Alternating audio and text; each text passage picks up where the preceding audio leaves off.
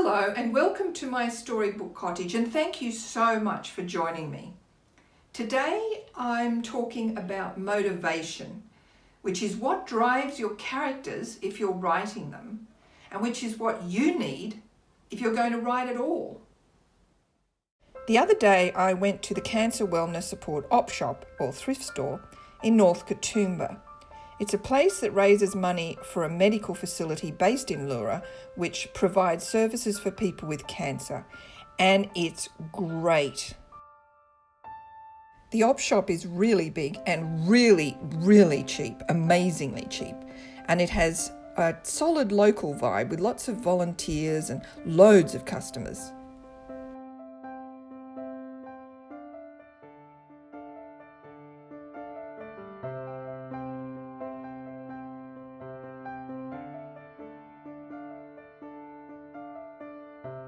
Anyway, as usual, I went straight to the book section and immediately found something.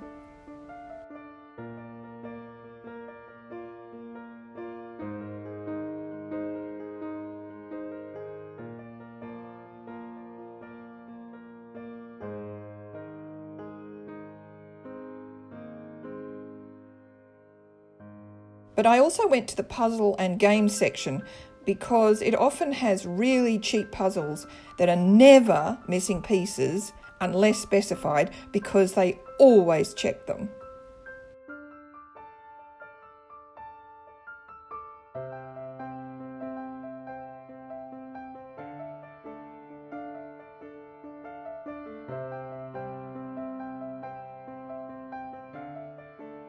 And I found a great puzzle and I bought it and I took it home. But the thing about me and puzzles is, if you put one near me, I become obsessed, utterly obsessed. I cannot leave it alone. With this puzzle, I started off by turning over all the pieces. Then I took out all the blue bits because I knew they were going to be the hardest and I was leaving them for last, except for the edges, of course. I always start with the edges. But the edges weren't so easy this time, so I started on the easiest bit, the buildings in the middle, which were very conveniently all different colours. Hours later, I was still hunched over the puzzle, and I asked myself now, why? Why am I so motivated by puzzles that I can't tear myself away? These things are supposed to be relaxing, but I don't know if they really relax me. I feel quite driven when I do them. I suppose they are a bit like writing, in that they encourage a kind of detached flow state. And they also give me the same satisfaction that I get when I'm constructing sentences. Finding the correct piece of a puzzle and fitting it in nicely is just like finding the right word and fitting that in nicely to a sentence. Also, as a writer, you always force yourself to finish things. You have to have a lot of self-discipline, which involves flogging yourself to finish any project you start, because unless you actually finish a book, you don't get paid and nobody ever sees it.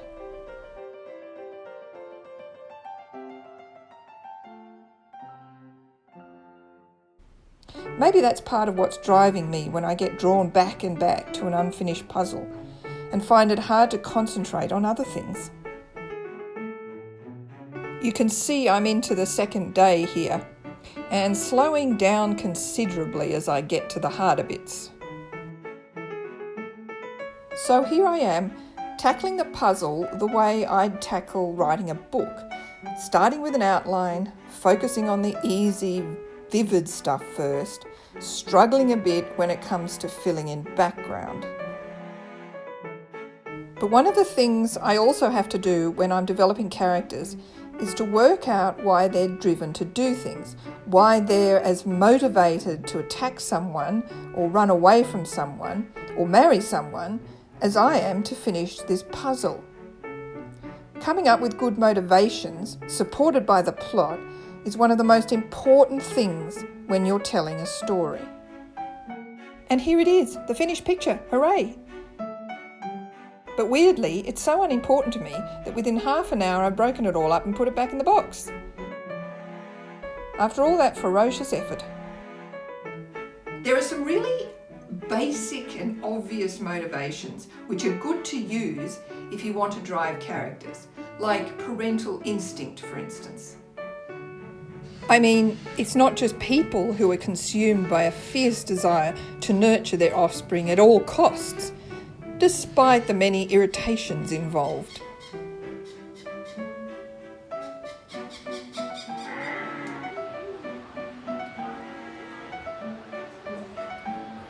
But there are more mysterious motivations that are less easy to understand. Selfless civic motivation is one of them. In Katoomba, there's a plaque on an old duplex that identifies it as Katoomba Soldiers' Homes, built by voluntary workers in 1917. There could be a lot of motivation behind this, including civic pride and the need to help returned servicemen relatives, but it's certainly the result of profound motivation. Another Katoomba landmark that's the product of intense community mind and motivation is the Katoomba Wild Plant Rescue Nursery. This amazing place was the first of its kind in Australia.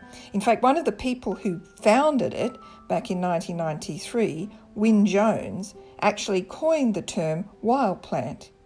He was a naturalist involved in the discovery of the Wallamai pine. The main founder, Mickla Lewis, also helped to found WIRES, the New South Wales Wildlife Information and Rescue Service.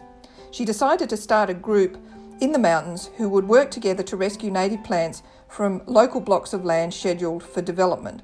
In other words, she's a real ecological hero. I love coming to Wild Plant Rescue because the volunteers are so committed and so knowledgeable, and because the tube stock are only $3.50 each, which is an incredible bargain.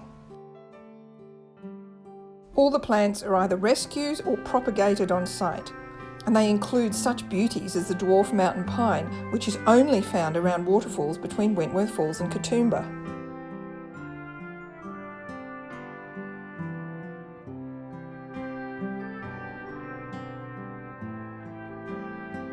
As usual, I have to get shade plants because there's so much shade in my garden.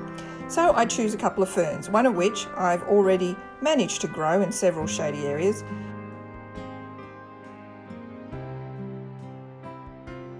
And another bush that's meant to be, well, shade friendly. That's the good thing about buying local. You're buying plants that know the place.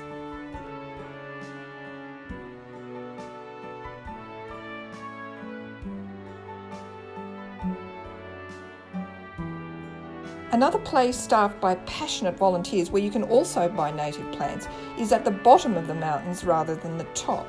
Glenbrook Native Plant Reserve and Nursery is an amazing oasis right next to the Great Western Highway. You can wander through a beautiful native park and then go buy some of the same plants at the nursery, which raises money to keep the whole place going.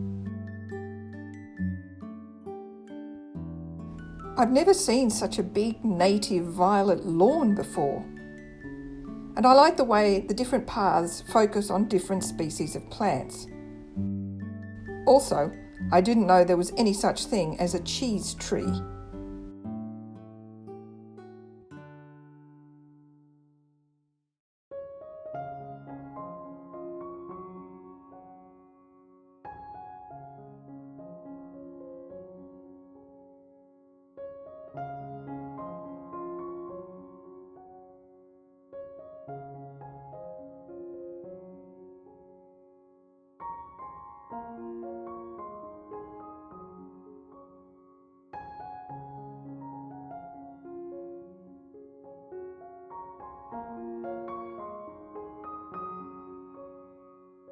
This whole place is a monument to motivation, and it motivates me to get into the garden and plant my new purchases before they dry out in their tiny pots.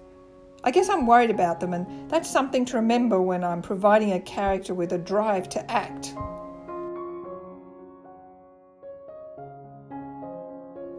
I don't know how much I've clarified here, except that I've managed to stress the importance of finding motivation and using it as best you can.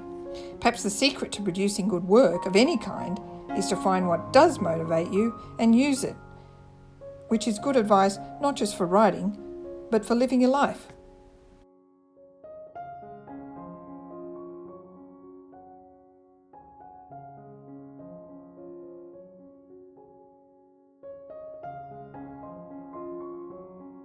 Anyway, when it comes to motivation, nothing does it better than a good book, because your desperate desire to find out what happens at the end is one of the biggest motivations there is. If only the rest of life was that propelling.